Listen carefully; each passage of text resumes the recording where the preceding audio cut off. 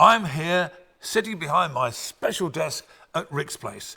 Rick's Place, of course, the series that starts very, very soon, which I hope you'll all thoroughly enjoy, plus the New Year's special that will be coming along as well. And I've been given special permission to do a little bit of an insight into some of the things that's going to happen. There's been some phenomenal keyboard playing from this man.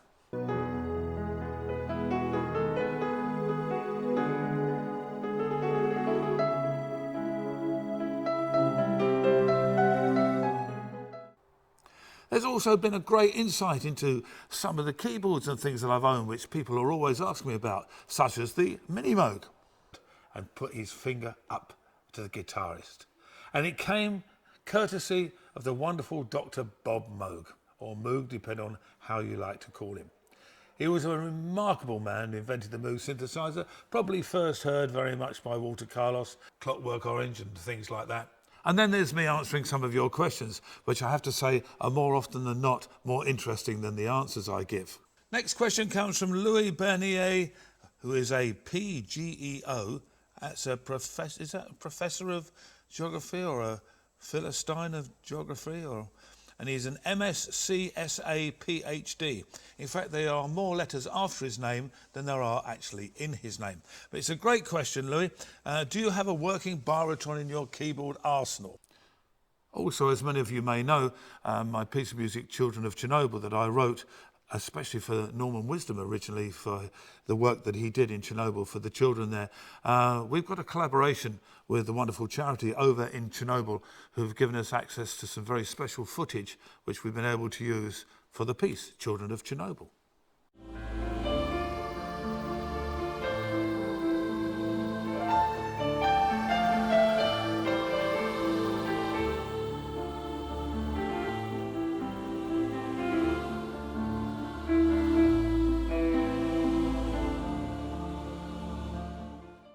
We've also raided the archives and found some fantastic stuff. Some of it I don't recognise myself. Mind you, it all was before I stopped drinking.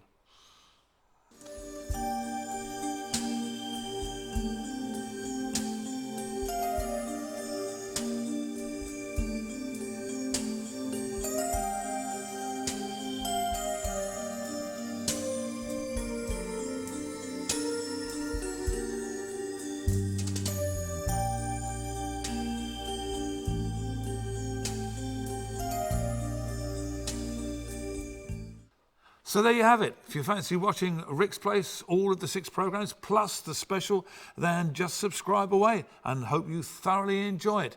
But don't worry if you missed the first one or the first 2, because the way that it's done, I've been told, is that you can go back and see 1 if you missed 1 before, and 2, in fact, if you missed 2. And in fact, if you came in on 4, you can see 3, 2 and 1.